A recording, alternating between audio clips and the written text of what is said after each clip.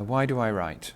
I've always kind of written, and when I was a kid, I used to go to the theatre workshop in Edinburgh, which was a kind of youth theatre, and it was the 70s and very kind of hippie, and so we never used texts. We always improvised, and I would always complain to the head of that youth theatre that in the improvisations no one would listen to what I said and do what I wanted.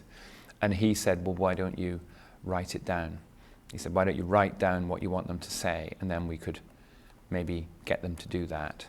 And that was the first moment I realised actually what writing a script was, which seems astonishing, but you know, I was 15 before I realised that writing meant actually writing.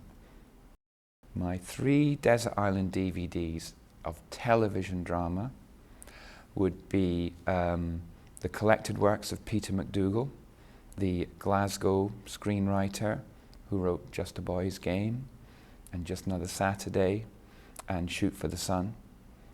My second Desert Island DVD would be Tony Marchant's Holding On from the 1980s, and my third would be In Treatment, the HBO series with Gabriel Byrne.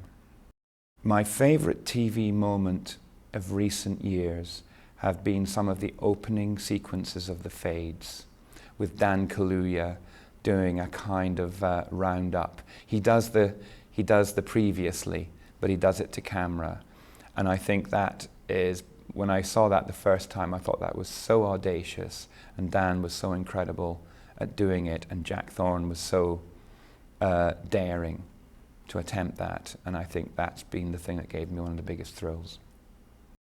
Developing characters is complicated, and I personally believe that the building block method is sometimes not the most useful.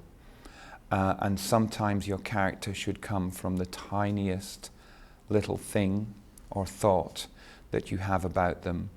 And I actually believe that once you have that tiny thought, you should actually simply commence writing the character and not do a whole kind of breakdown of what they like, who they are, even how old they are, even what their name is.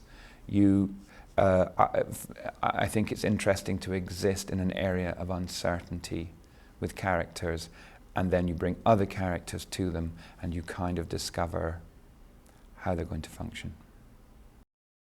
I think my advice to emerging writers is that there's a very simple way to succeed as a writer, and that is to simply be trying harder than at least 95% of the other writers. Because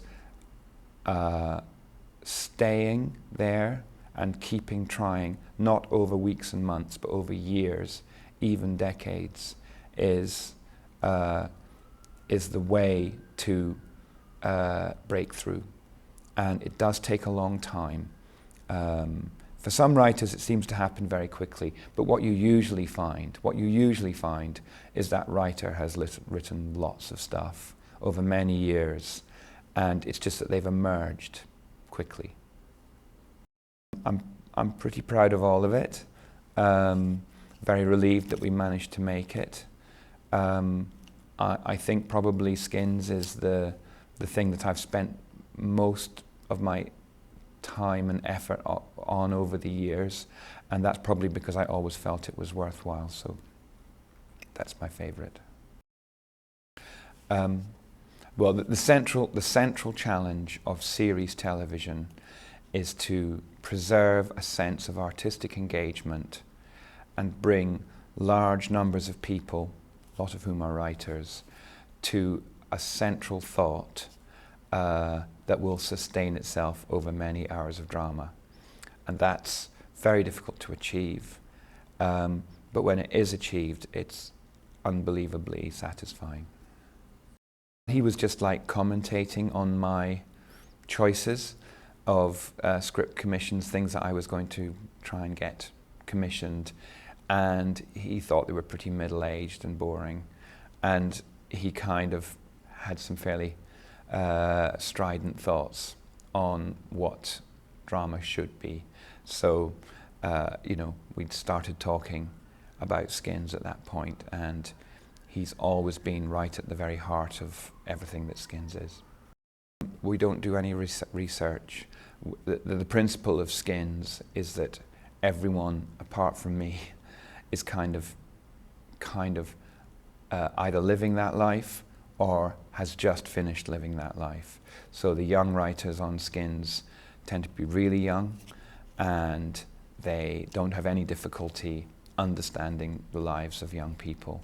So there's no research. There's just a lot of talking about experiences and how they lead their lives.